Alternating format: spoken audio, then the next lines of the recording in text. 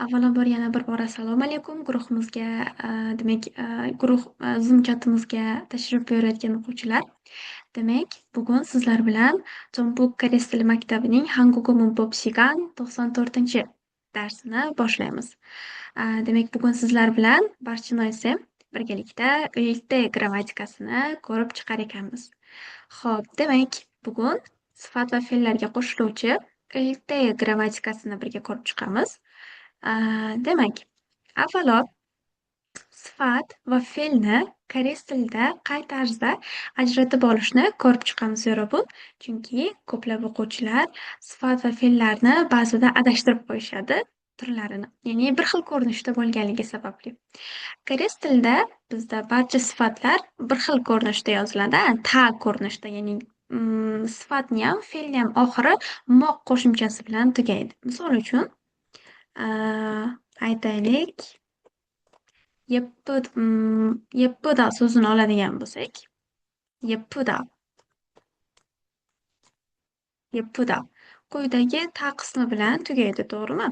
Hozir yeppida qismini oladigan bo'lsak, quyida ta qismi bilan tugaydi. O'zbek tilida hamma sifat va hamma fe'llar ham quyidagi kabi ta bilan tugamaydi, ya'ni moq qo'shimchasi bilan tugamaydi sifatlar. Lekin koreys tilida sifatlar moq qo'shimchasi bilan birgalikda tugaydi. Shuningdek, fe'llar ham. Misol uchun, kada fe'lini oladigan bo'lsak, kada fe'li ham ta qo'shimchasi bilan tugaydi. Ya'ni yeppida, kada mundoq o'ylab qaraganimizda ikkala so'zni ham tarkibida moq qo'shimchasi bor. Shuni hisobiga biz o'ylaymiz, yeppida ham ba'zida fe'l bo'lishi mumkin. Yo'q. Demak, ma'nosiga va o'zbek tilidagi tarjimasiga asoslangan holatda sifatlarni va fe'llarni bir-biridan ajratib olishimiz mumkin.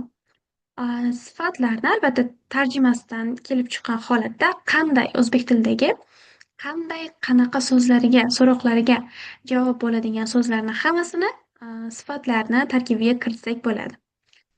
Lekin o'sha nima qilmoq, nima qilishyapti kabi shu kabi savollarga javob beradigan so'zlarni esa albatta fe'llarni tarkibiga olamiz. Lekin bizda shunaqa holatlar yuzaga keladi. Ba'zida o'quvchilar masalan konganhada yoki konganhada so'zini olaylik. Misol uchun sog'lom bo'lmoq so'zi. Mana shu so'zni o'ylaymiz, bu fe'l. Sog'lom bo'lmoq, nima qilmoq yoki nima bo'lmoq kabi tarjima qilishlari mumkin. Lekin bu yerda konganhada qandaydir bir harakatni bajarish emas yoki qaysidir bir harakatni amalga oshirish emas, sog' holatda yurish, ya'ni holatni ifodalayotganligi sababli sifatni tarkibiga kiradi. Shuning uchun avvalambor sifat va fe'lga ajratayotgan vaqtingizda e'tiborli bo'ling. O'sha sifat va fe'l bizda qanaqadir harakatni bajaryaptimi yoki yo'qmi tekshirib oling. Shu holatda sifat va fe'llarni bir-biridan ajratib olishimiz mumkin. Ana endi sifat va fe'lni ko'rib chiqdik. Grammatika qismiga o'tamiz. Demak, grammatikada bugun uyli grammatikasi sifat va fe'llarga qo'shiladigan qo'shimcha hisoblanadi. Ya'ni ikkalasiga ham birdek qo'shilishi mumkin. Ushbu grammatika sifat va fe'llarga qo'shilgan holatda qanaqadir harakat yoki vaziyat davom etgan vaqtni ifodalashda ishlatilinadi. Ya'ni qaysidir bir harakat bo'layotgan vaqtida, aynan mana shu ish harakat qilinayotgan vaqtida yoki aynan mana shu vaqtda yoki mana shu harakat amalga oshayotgan davrda degan mavzudagi yoki mazmundagi gaplarni boshqa bir insonga yetkazayotgan vaqtingizda ushbu uyli grammatikasidan foydalanishingiz mumkin. Bu grammatikani o'zbek tilida odatda ko'plab o'sha qo'llanmalarda paytida deb tarjima qilishadi. Lekin o'zbek tili bilamiz judayam boy til. Shuni hisobiga uyli grammatikasini paytida, vaqtida, davrida kabi tarjimalari ham bor. Nafaqat paytida. Lekin odatda ko'plab o'quvchilar o'sha paytida tarjimasidan foydalanishadi. Xo'p, demak, qaysidir ish harakatni bajarayotgan vaqtimizda, paytimizda ushbu uyli grammatikasi bilan o'sha ish harakatini davrini, vaqtini tushuntirib o'tishimiz mumkin. Xo'p, demak, misolda tushuntirishga harakat qilaman.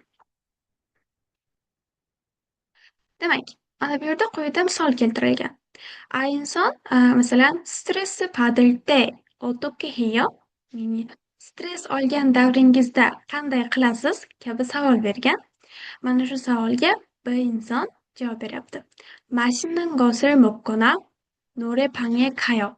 Demak, mazali ovqatni yeyman yoki o'sha musiqa norebanga boraman. Musiqa aytish klubiga boraman.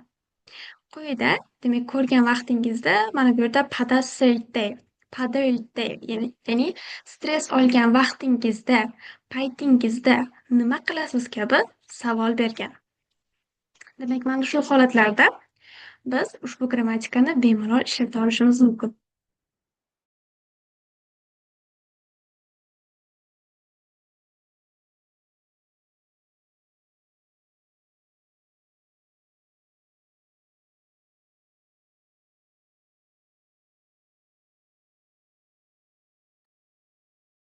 Yo'lovun ekrandan foydalanmaymiz.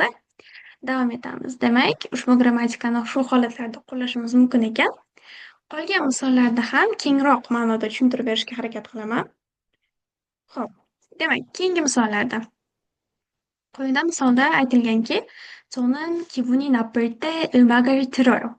Demak, men kayfiyatim yomon bo'lgan paytda musiqani eshitaman degan mazmundagi gap kelgan. Ya'ni mana shu aynan bu kayfiyatimiz yomon bo'lgan paytlar bizda bir bir marta yoki ikki marta takrorlanadigan payt emas. Odatda ko'p holatlarda shunaqa kayfiyatimiz misol uchun yomonlashishi mumkin yoki kayfiyatimiz buzilishi mumkin. Aynan mana shu vaqtda biz musiqa tinglashimiz mumkin, ya'ni insonlarni o'ziga qarab, qaysi holatda bajarayotgan harakatlariga qarab. Demak, bemalol ishlatishimiz mumkin ekan quyidagi 기분이 나쁠 때 grammatikasi. Keyingisi 대학교에 다닐 때 여행을 자주 했어요. Demak, universitetga qatnayotgan paytimda sayohatni tez-tez qildim degan mazmundagi gap kelgan. Demak, universitetga qatnayotgan vaqtimda, ya'ni bir marta, ikki marta bormaymiz universitetga. Doimiy qatnov bo'lganligi sababli aynan o'sha holatlarda kuzatiladigan ishlarni qisqagina tushuntirib bergan. Demak, universitetga qatnayotgan vaqtida tez-tez sayohatga borgan. Keyingisi 켈리씨는 웃을 때 참 예뻐져요. Demak, kellishi kulgan vaqtida ancha chiroyli bo'ladi. Demak, kulgan vaqtida, quyida kulgan vaqtida degan savol erta grammatikasi keldi. Demak, utta fe'liga qo'shilgan. Demak, bu degani u har safar kulgan vaqtida shunaqa chiroyli bo'lib ketadi degan mazmunda gap kelyapti. Xo'p, keyingi misolga o'tamiz. Keyingi misol 길이 막힐 때 지하철을 타세요. Demak, yo'l tirband bo'lgan paytida metroga mining degan mazmundagi gap kelyapti bu yerda. Demak, mana bu yerda ilte grammatikasi 길이 막히다 degan sifatga qo'shilyapti. Demak, yo'l tirband bo'lgan vaqtida. Bu yerda fe'l emas, sifatga qo'shilgan holatda kelyapti. Demak, makkida demak hech qanaqa pachim bo'lmaganligi sababli bu yerda makkidaga demak il qo'shimchasi qo'shilyapti. Demak, makkilda 지하철을 타세요. Demak, yo'l tirband bo'lgan vaqtida metroga mining degan mazmunda gap keldi. Xo'p, demak, mana bu yerda makkida bu yerda sifat bo'ldi va sifatlarga pachim bo'lmaganligi sababli l shaklida qo'shildi.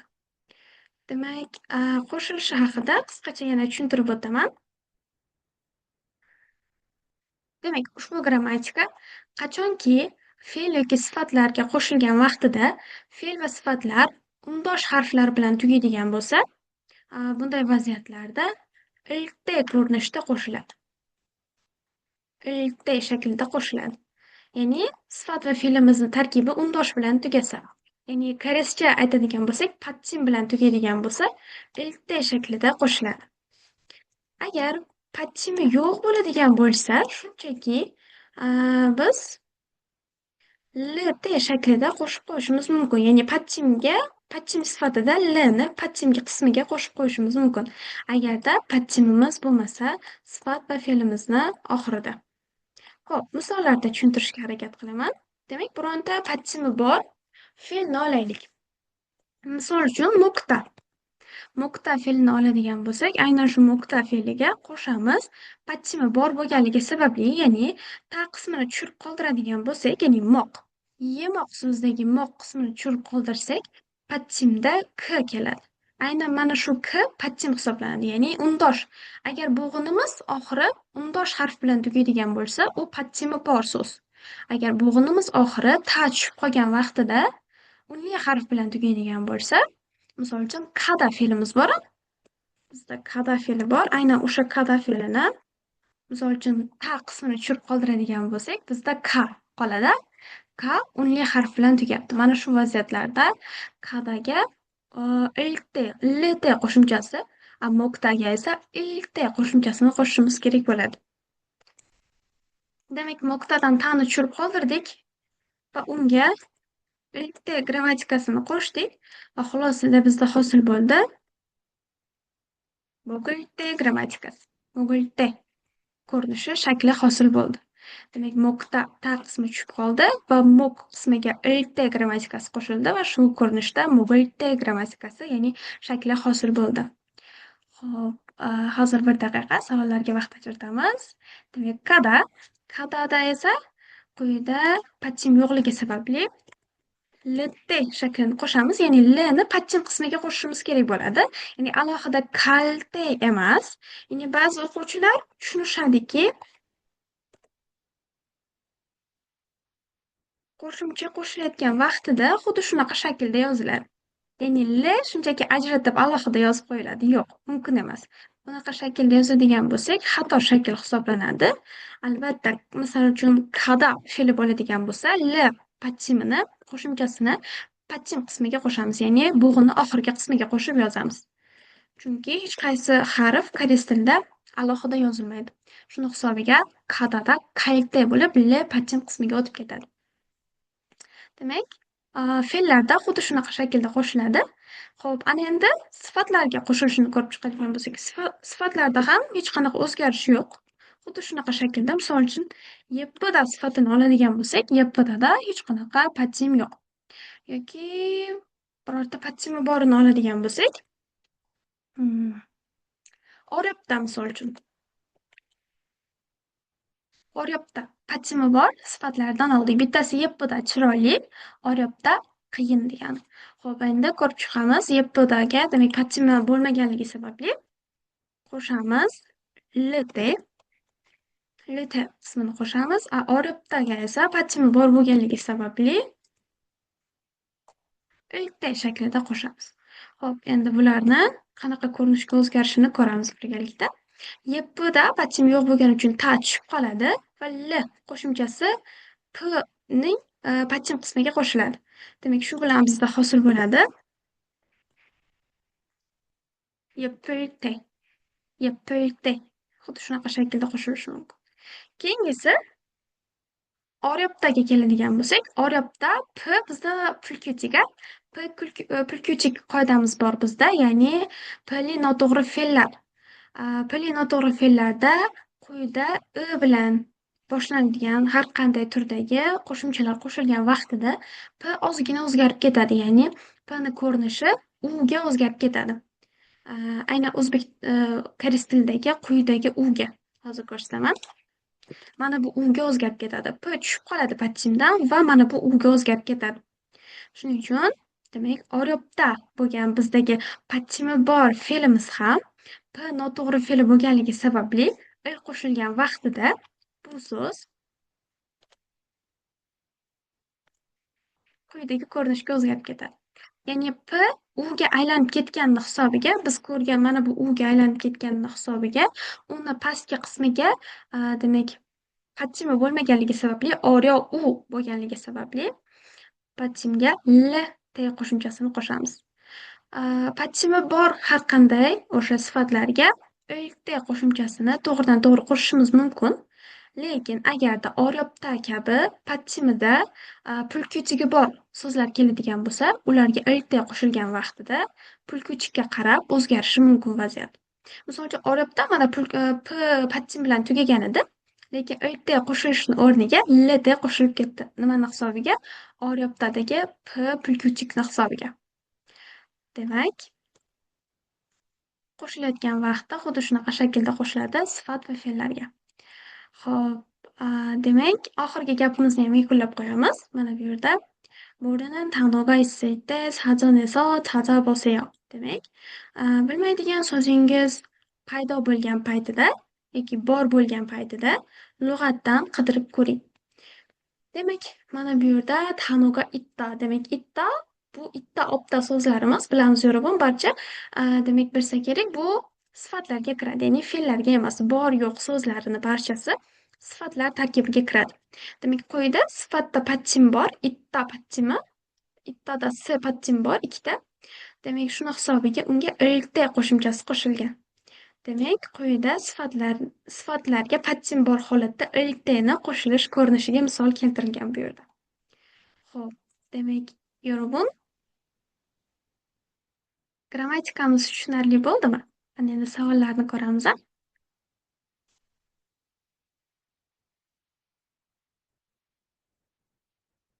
Hmm. Imom ihyetaya.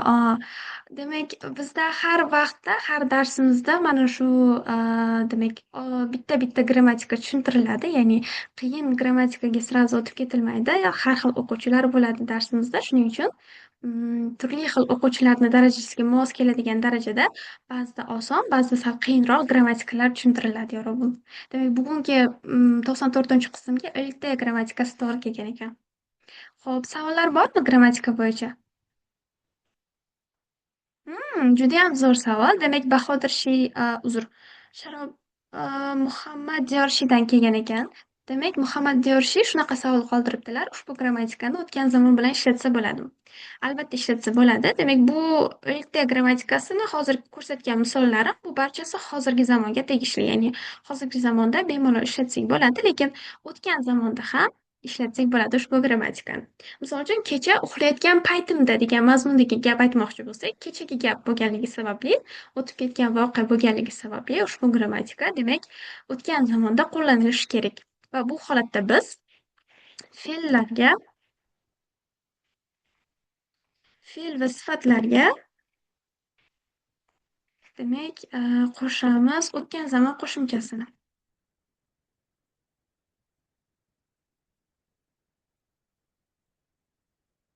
Demak, fe'llar va sifatlarni tarkibiga biz avval o'tgan zamon qo'shimchasini qo'shamiz va so'ngra undan keyin ilk qo'shimchasini birgalikda qo'shib yozamiz. Chunki o'tgan zamon qo'shimchalarini tarkibida ko'rganimizdek s pulkuchiklar bor, to'g'rirog'i s patchimlar bor. Mana shu s patchimlar kelganini hisobiga ilk qo'shimchasi qo'shiladi. Demak, fe'l va sifatlarga bemalol demak, erta qo'shimchasi qo'shilishi mumkin o'tgan zamonda ham, faqat mana bu o'tgan zamon grammatikasi ertadan keyin emasda, ertadan oldin qo'shilishi kerak. Fe'l va sifatlardagi ta qismi tushib qoladi. Misol uchun, kada fe'lini oladigan bo'lsak, kadadagi ta qismi tushib qoladida, undan keyin ot qo'shimchasini qo'shamiz biz.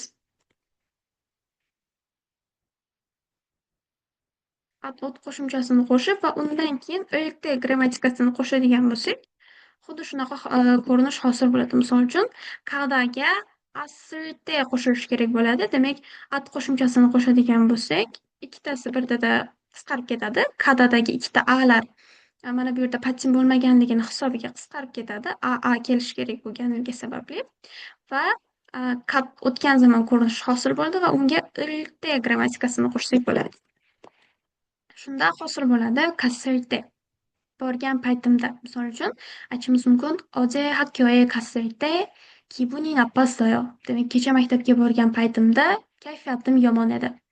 Xuddi shunaqa mazmunda o'tgan zamondagi holatlarni, demak, fe'l va sifatlarga avval tarkibga o'tgan zamon qo'shimchasini qo'shib, so'ngra o'tgan zamon qo'shimchasidan keyin erta grammatikasini qo'shgan holatda erta grammatikasini o'tgan zamon ko'rinishini yasashimiz mumkin.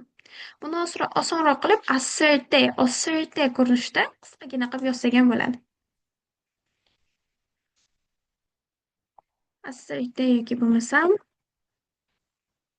asserte ko'rinishida. Xuddi shunaqa ko'rinishda yozishimiz mumkin. Demak, ot qo'shimchalari, o'tgan zamon qo'shimchalari albatta sifatlarga, fe'llarga ayo, oyo grammatikasi qanaqa qo'shilsa, xuddi shunaqa shaklda qo'shiladi. Demak, agar bo'g'inimiz A bilan yoki bo'lmasam uzr, O bilan tugaydigan bo'lsa, assertive qo'shiladi. Assertive qismi qo'shiladi. Agarda so'zimiz A, O'dan tashqari boshqa bo'g'inlar bilan tugaydigan bo'lsa, assertive qo'shiladi. Hammasiga boshqa bo'g'inlar bilan tugaydigan bo'lsa,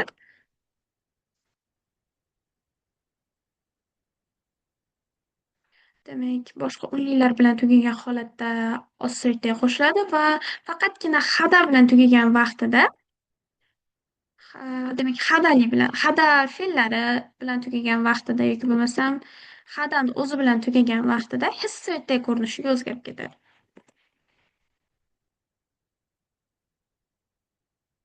Hissiyotdek ko'rinishiga o'zgarib ketishi mumkin. Asosiy qoida shu. Demak, o'tgan zamonda bu grammatikani bemalol ishlatsak bo'lar ekan. Xo'p, yana savollar bormi, Yorubun ushbu o'lta grammatikasi haqida?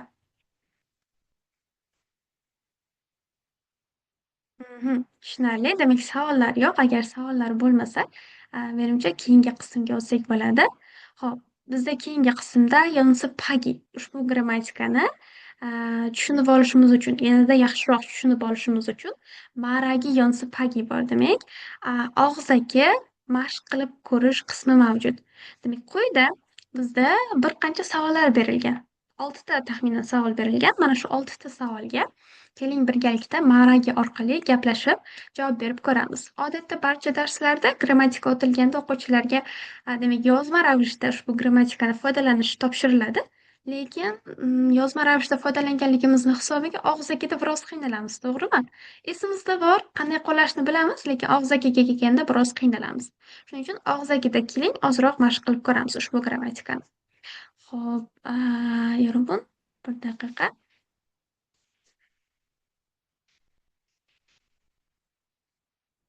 Ho'p, demak, keling ismlaringiz bilan chaqirib ko'raman. Har biringizga quyidagi savollardan berib ko'raman. Demak, quyidagi savollardan bittasiga o'likta grammatikasini qo'shgan holatda javob berib ko'rasiz. Ho'p, demak, bu yerda a, bir uzr. Aisha Shi bor ekan.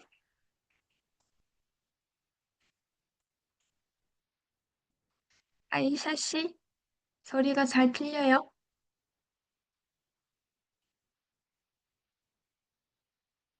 Javob bera olamizmi, Yorubun, yoki yozma ravishda yozgan yaxshiroqmi? Demak, ma'ragida ko'pchiligimiz biroz uyatchanroq ekanmiz-a. Demak, Saram ekanmiz MBTI bo'yicha. Xo'p, unday bo'lsa keling, barcha o'quvchi o'sha kanalga yozilgan oxirgi xabarni kommentlariga o'zlari mana shu 6ta savoldan har biriga, demak, o'lta grammatikasini qo'shgan holatda gap tuzib tashlasalar, man tekshirib berib xulosa chiqaramiz. Xo'p, grammatikani qanchalik tushundik yoki yo'q.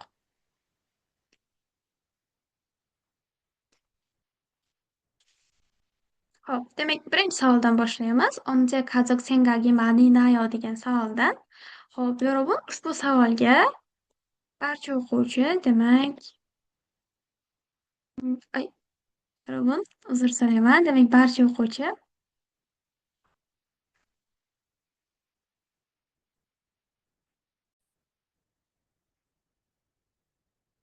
mm, oxirgi mana bu yerda tezroq kirib olinglar deb yozilgan qismga barcha o'quvchi, demak, gap tuzib tashlasin, tekshirib ko'ramiz.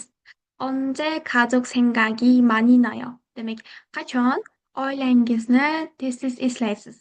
Qaysi paytda eslaysiz? Mana shu savolga javobni o'lta grammatikasi orqali javob berib ko'ramiz-a. Demak, Muhammadshi, demak, mana bu yerda bitta gap tuzib tashlabdilar. Tekshirib ko'ramiz. Hakkoye qayiqda. Demak, quyida judayam yaxshi javob berganmiz, lekin yozma ravishda imloviy xatoga ozroq yo'liqqanmiz. Demak, to'g'irlab qo'yamiz-a. Qayiqda bo'ladi bunaqa holatda. Demak, qayiqda 보통 음악을 틀어요 kabi yozsak, xatoyimiz to'g'rilangan bo'ladi. Lekin gapimiz judayam a'lo. Judayam yaxshi yozganmiz. Muhammadshi, davom etamiz zo'rabon. Qolganlardan ham javob kutamiz.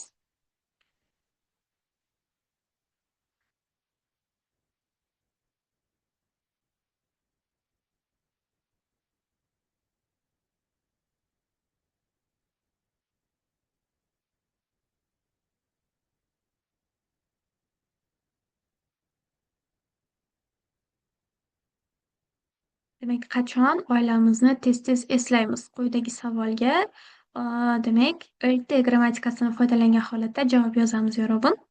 언제 가족을 많이 생각나요? Qachon oilamiz esimizga tushadi? Aynan misol uchun aytishingiz mumkin, kasal paytimda oilam tez-tez esimga tushadi. Chunki biz mana shu yerdagi o'quvchilarni deyarli ko'pchiligi misol uchun Koreyada bo'lishi mumkin yoki bo'lmasam o'zini shahrida emas, ota-onasini uyida emas, boshqa uyda bo'lishi mumkin Mana shu holatlarda aytishimiz mumkin.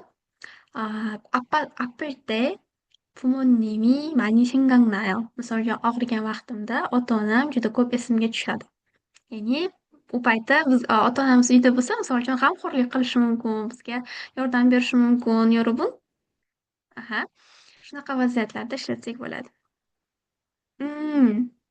보고 싶을 때 가족을 많이 생각해요. Judayam zo'r gap Muhammadji. Demak, ko'rishni xohlagan paytimda oilamni juda ko'p eslayman. Demak, sog'inamiz-a, sog'inamiz ba'zi holatlarda, ko'rgimiz keladi. Aynan o'sha holatlarda sog'ingan paytimda oilamni ko'rgim keladi yoki oilamni o'ylayman degan mazmundagi gap yozibdilar. Judayam zo'r gap chiqdi. Muhammadji, davom etamiz. Qolganlar ham o'zlarining gaplarini bir marta yozib tekshirib ko'rsinlar.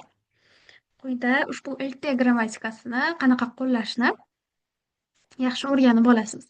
Ma'rakida ozroq qiynalganingizni yoki qiynalmasangiz ham biroz uyalganingizni sezdim, yorug'im. Shuning uchun harakat qilib ko'ramiz ertak grammatikasiga gaplar tuzib ko'rishga.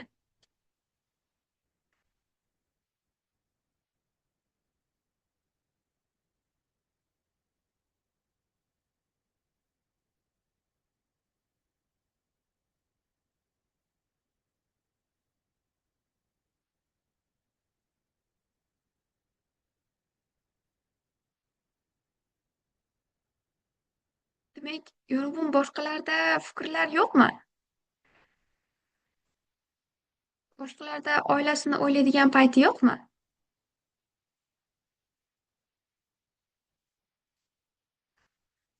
Mhm. Demak, mana bu yerda Xo'p, keyingi savolni ko'ramiz unda. Bu savolga manimcha ko'pchilikda javob bo'lmadi. Xo'p, keyingi savolni ko'ramiz. 언제 기분이 좋아요 degani qachon kayfiyatingiz yaxshi bo'ladi? Aynan qaysi paytda, qaysi holatda kayfiyatingiz yaxshi bo'ladi? Shu savolga javob berib ko'ramiz ikkinchi savolga.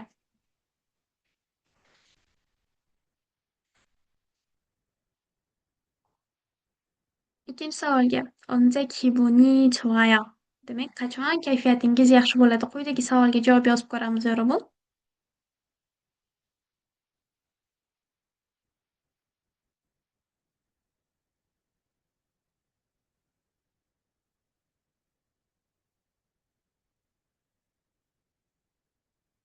Guruhimizda taxminan 4 kishi bor hozircha. 4 kishdayam javob yo'qmi? Qachon kayfiyatimiz yaxshi bo'ladi, yorug'im? 항상 기분이 좋아요. demak doimo kayfiyatlari yaxshi ekan. Iroda Shina. 가족과 함께 있을 때 기분이 좋아요. Aysha demak, uzr. Jasmina Shidan javob keldilar. Oilam bilan birgalikda bo'lgan paytimda kayfiyatim yaxshi deb yozdilar. Judayam zo'r. Demak, ko'pchilik insonda, ayniqsa o'zbek oilalarida shunaqa bo'lishi mumkin. Gaplarimiz judayam yaxshi. Davom etamiz, 여러분. 친구를 만날 때 기분이 좋아요. o'rtog'ingizni uchratgan vaqtingizda, demak ismlari yo'q ekan MC, judayam yaxshi gap. Zo'r, 여러분. 다음 etamiz. 기분이 또 언제 좋아질 거예요? 많이 좋아질 거예요. 언제? 저는 기분이 좋을 때는 음식을 많이 먹을 때 기분이 좋아요. 드라마를 많이 봤을 때 기분이 좋아요. 숙제가 많이 없을 때 기분이 좋아요. 여러분은 언제 기분이 좋아요?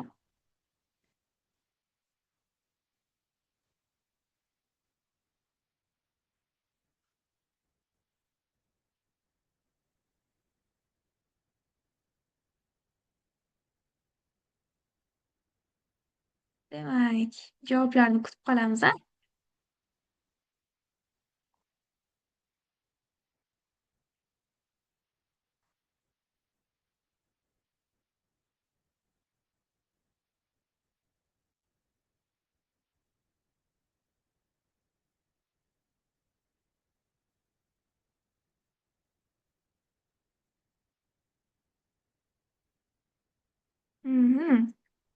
Demak, menimcha qolganlarida javob qolmadi. Ho'p, bunday bo'lsa, Yurubun keyingi savolga o'taylik. Keyingi savolga o'tamiz. Ho'p, ko'ramiz. Keyingi savolda nima ekan? Ho'p, keyingi savolda bizda 언제 스트레스를 받아요? Demak, bugungi kundagi judayam ommabop savollardan bittasi. Qachon stress olasiz? Degan mavzudagi savol kelibdi. Ho'p, ko'ramiz. Yurubun, siz qachon stress olasiz? 이러다 시dan yana bitta gap kelibdilar. Demak, 시험을 합격할 때 기분이 좋아요. Demak, bu yerda hammasi judayam yaxshi bajarilgan, gapimiz judayam zo'r chiqqan. Iroda ishiga qo'shilaman. Menda ham doimo shunaqa kayfiyatim yaxshi bo'ladi, qachonki imtihonlardan a'lo darajada o'tadigan bo'lsam. Lekin mana bu yerda 시험을 degan so'zdan ko'ra 시험에 합격할 때 기분이 더 좋아요 deb yozganimiz yanayam yaxshiroq. Ya'ni 일dan ko'ra 시험에 합격할 때 degan ibora ko'proq ishlatiladi. 일dan ko'ra 시험에 합격하다 degan so'z yanada ko'proq ishlatiladi. Shuning uchun demak shu qismni to'g'irlasak bo'ldi. Qolgan joyda deyarli hammasi juda ham a'lo. 시험에 합격할 때 기분이 좋아요. Manam qo'shilaman. Menda ham doim shunaqa. Demak, ko'proq imtihondan yaxshiroq ball bilan o'tishingizni tilab qolaman. Keyingisi MCning gaplari 잘못 잘 때 스트레스를 많이 받아요. 맞아요. Judayam yaxshi javob beribdilar. Demak, yaxshi uxlolmagan vaqtlarda stress olar ekanlar. Demak, bunaqa holat ko'p insonlarda bo'lishi mumkin-a. Ya'ni biroz uxlab, uyqudan turib ketish yoki bo'lmasam kimdir xalaqit bersa, uxlolmaslik, mana shu holatda insonlar stress olishi mumkin. Judayam zo'r javob beribdilar. Davom etamiz. Yana kim? Nimadan stress oladi Yorubun? Kim qayerdan stress olishi mumkin? 저는 인스타를 많이 봤을 때 스트레스를 받아요. 여러분, 언제 스트레스를 받아요? 자스민의 쉬는 얘기하겠다. 숙제를 못할 때 스트레스 받아요. 맞아요. 너무 잘 썼어요. 학생들은 숙제를 못했을 때 스트레스를 많이 받아요. Ya'ni o'quvchilarda shunaqa holat ko'p ro'y beradi. Uyga vazifani bajara olmagan paytlarida o'quvchilar stress juda ham ko'p olishlari mumkin. Bu narsa har bir o'quvchini boshidan o'tgan, shuningdek, mening boshimdan ham shunaqa vazifalar o'tgan, paytlar o'tgan. Demak, uyga vazifalar juda ham qiyinligidan, tushunmaganligimdan stress olgan holatlarim ham kuzatilgan. Juda ham yaxshi javob berdilar. Jasmina Shi. Davom etamiz. Yana kimdadir javoblar bormi? Agar javoblar bo'ladigan bo'lsa yozib qoldirsak bo'ladi. 언제 스트레스를 받아요? Demak, qachon stress olasiz? Quyidagi savolga guruhdagi barcha o'quvchilar chatga yozib qoldirishlari mumkin. Chatga debman. Demak, kanaldagi o'sha eng oxirgi yozgan xabarimni kommentiga har bir o'quvchi o'zlarini javoblarini yozib qoldirsa bo'ladi. Xo'p, keling endi sekin keyingi savolga o'tamiz. Keyingi savol bizda demak, 언제 외로워요?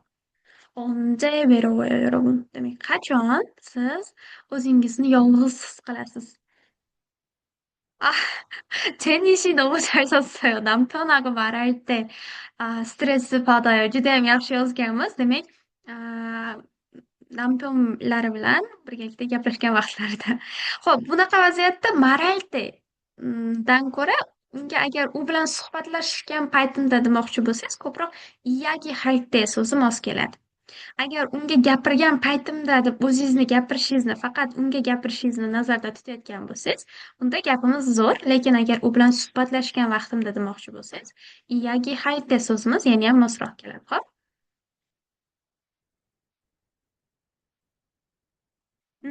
Iyagi halte. Xo'p.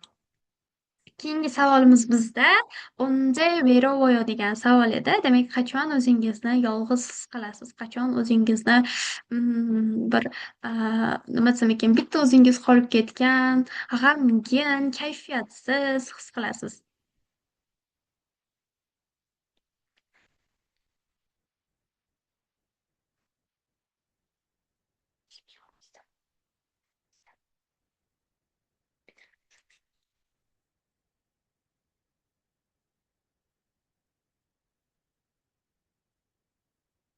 davom etamiz. Yurobun 언제 외로웠을 때.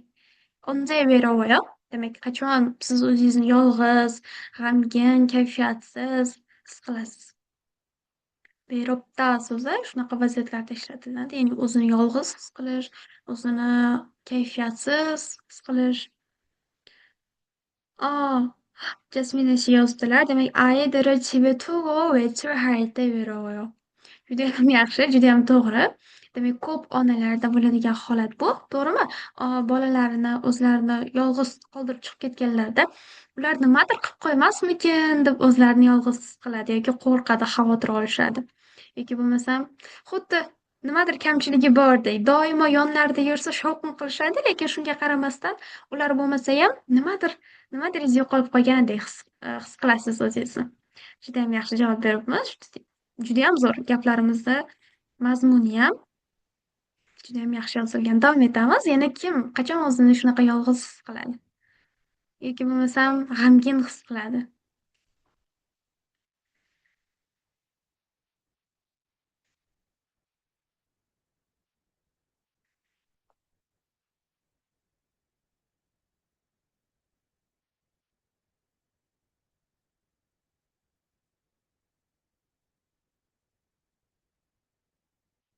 javoblarni yozib qoldiramiz, 여러분. 날씨가 나쁘고 비가 올 때 외로워요. 맞아요.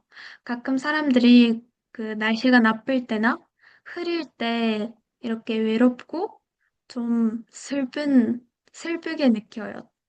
Demek, ba'zida odamlar havo yomon bo'lganda yoki bo'lmasam bulutli bo'lgan vaqtida yoki yomg'ir yog'ganda hattoki o'zini yolg'iz yoki yomon kayfiyatda his qilishadi. Judayam yaxshi yozibmiz. Bu hammachi davom etamiz.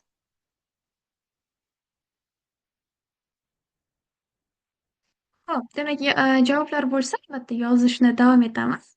Javoblarni albatta ko'rib beraman. Ho'p, Iroda ishini gaplarini ko'ramiz. 친구와 싸우면 외로운 느껴요. 아, mana bu yerda "savmendan" ko'ra "savul 때", "il 때" grammatikasini ishlatganimiz yaxshiroq-a. Demak, do'stim bilan urushgan paytimda o'zimni yolg'iz his qilaman demoqchi bo'lsangiz, 친구와 싸울 때 외롭게 느껴요 deb javob bersak, yanayam yaxshiroq.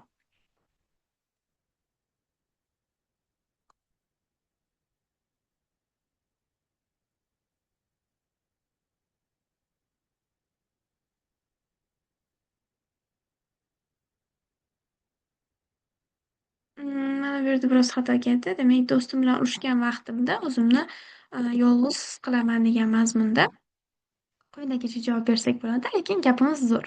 Mazmuni yomon emas. Mazmunan to'g'ri, faqat grammatikani ozroq noto'g'ri foydalandik. Davom etamiz. Jenishini gaplari. 어머니는 보고 싶을 때 외로워요. Oylarni sog'ingan paytlarida mana bu yerda ozroq imloviy xato ketibdi. Hozir to'g'rilaymiz. Demak, oylarni sog'ingan paytlarida o'zlarini yolg'iz his qilar ekanlar. Albatta, bu manimcha ko'p insonlarga tanish bo'lishi mumkin, ayniqsa qizlarga. Balki o'g'il bolalarga ham bo'lishi mumkin, lekin qizlarga bu narsa ko'proq sezilishi mumkin ba'zi holatlarda. Lekin gapimiz zo'r chiqqan. Xo'p, faqat mana bu yerda 싶을 때, 보고 싶을 때, 보고 싶다 grammatikasini ozgina imlo xato bilan yozganmiz, shuni to'g'rilab qo'yamiz. 보고 싶을 때 shunaqa ko'rinishda yoziladi. Lekin gapimiz judayam yaxshi chiqqan. Xo'p, demak, yurobon sekin keyingi savolga o'tamiz. Xo'p, bizda keyingi savolimiz "언제 즐거워요" degan savol ekan. Demak, qachon xursand bo'lasiz? Qachon o'zingizni xursand his qilasiz, baxtli his qilasiz? Baxtlidan ham ko'ra xursand. Qachon xursand bo'lasiz?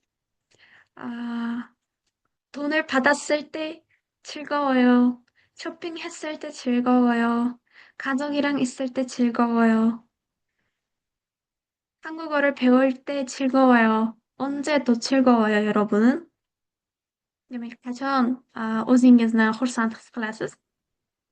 Demak, 재미있는 영화 볼 때 정말 즐거워요. judayam yaxshi. Judayam zo'r javob beribmiz.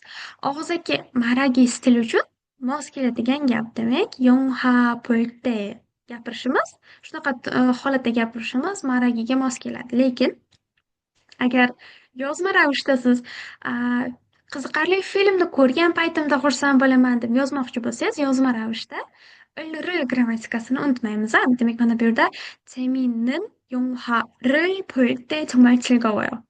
Bu gapimiz xato emas, judayam yaxshi tuzilgan. Faqatgina sigiga moslamoqchi bo'lsak bu grammatikani yomg'iril deb ril grammatikasini qo'shib qo'yamiz.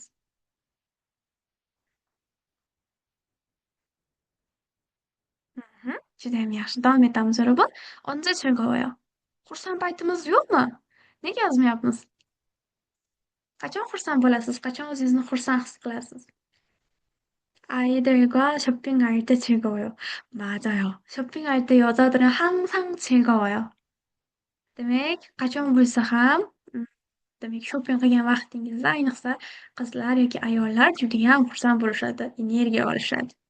Judayam yaxshi javob. Davom etamiz. Boshqalarda 여행할 때 즐거워요. qarang. Jenishi, gapimiz yaxshi, mazmunni tushundim, nima demoqchiligingizni. Demak, sayohat qilayotgan paytingizda xursand bo'larkansiz. Lekin mana bu yerda ozginagina xato bor. Demak, yo'heng bu ot. Ot so'z turkumiga kiradi. Agar yo'hengni biz yo'heng hada so'zi bilan o'zgartiradigan bo'lsak, mana shu vaziyatda ilte grammatikasini qo'sha olishimiz mumkin. Otlarga emasda ilte grammatikasi. Faqatgina fe'llarga va sifatlarga qo'shiladi. Shuning uchun yo'heng hadagi elteni qo'shsak ham yaxshiroq. Demak, yo'heng hayde. Xuddi shunaqa ko'rinishda yozsak ham yaxshiroq bo'ladi. Davom etamiz. Boshqalarda fikr bor bo'lsa, demak davom etib fikrlarimizni yozamiz, Yorobod. 남편한테 선물을 받을 때 즐거워요. Demak, 남편lariga sovg'a olgan vaqtlarida judayam xursand bo'lar ekanlar. Davom etamiz. Yana kimdadir to'sog'ini 갈 때 즐거워요. Judayam kam turdagi insonlarga kirar ekansiz. Demak, ko'pchilik to'sog'anga borishni istamasligi ham mumkin-a? Ayniqsa dars qilish maqsadida. Dars qilish maqsadida to'sog'onga borishni xohlamaydigan insonlar ko'p bo'lishi mumkin, lekin borishni xohlaydigan insonlar borligidan judayam xursandman. Davom etamiz. Gapimiz judayam a'lo darajada. Judayam zo'r. Xo'p, Irbod, boshqa gaplarimiz bo'lsa, albatta yana yozib qoldiramiz. Asta-sekin keyingi savolga o'tamiz, oxirgi savolga. 언제 고향으로 돌아가고 싶어요? demak, 언제 고향으로 돌아가고 싶어요? Demak, qachon o'z yurtingizga qaytmoqchisiz? Mana shu savolga, oxirgi savolga javob yozib qoldiramiz. Demak, oramizda ba'zilar misol uchun ishi tufayli, o'qishi tufayli boshqa shaharga, masalan, Toshkentda, O'zbekistonda bo'ladigan bo'lsa, boshqa shaharga ketgan bo'lishi mumkin yoki bo'lmasam Koreyada o'qiydiganlar bor oramizda. Qachon yurtingizga qaytishni xohlaysiz? 언제 고향에 돌아가고 싶어요? 저는 방학 때마다 고향에 돌아가고 싶어요. 방학 때. Mana bu yerda yoribun ko'rib turganingizdek te grammatikasini ishlatdik. Bu yerga sifatlarga emas, fe'llarga emas, otlarga qo'shdim. Mana bu yerda otlarga qo'shish mumkin bo'lgan qismi mavjud.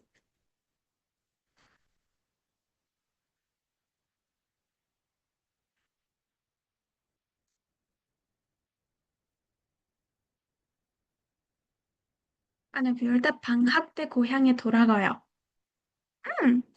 MC javob yozibdilar. 우리 대학교에 demoqchi bo'lganlar manimcha.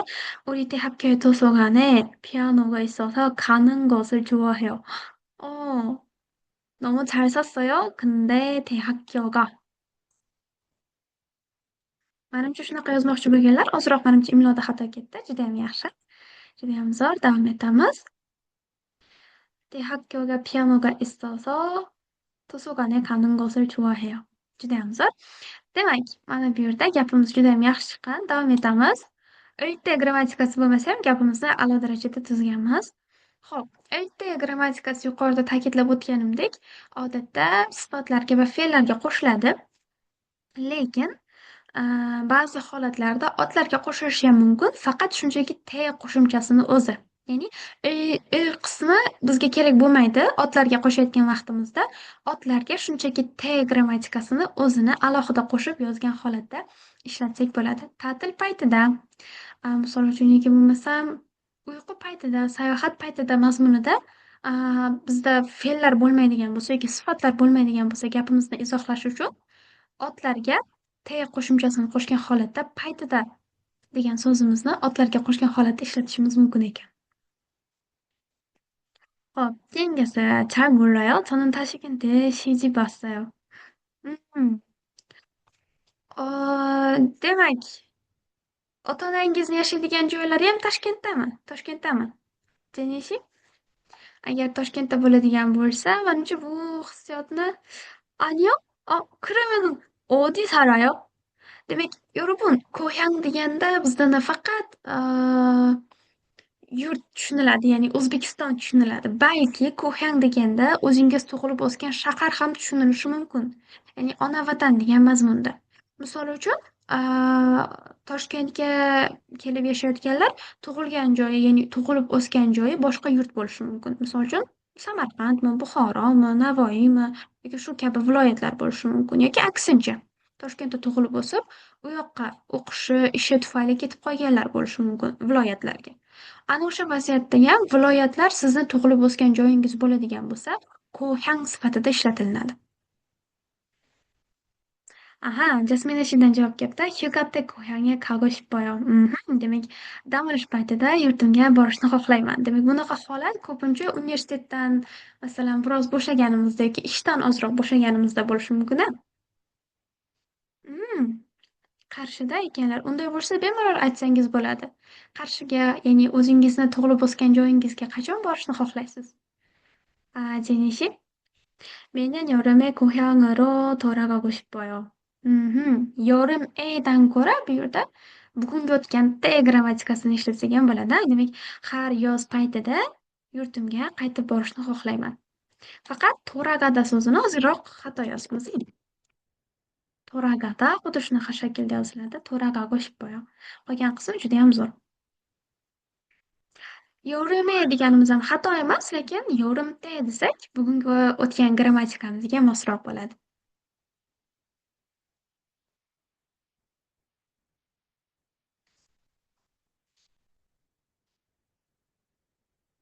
Mhm. Boshqalarda yana javoblar bormi?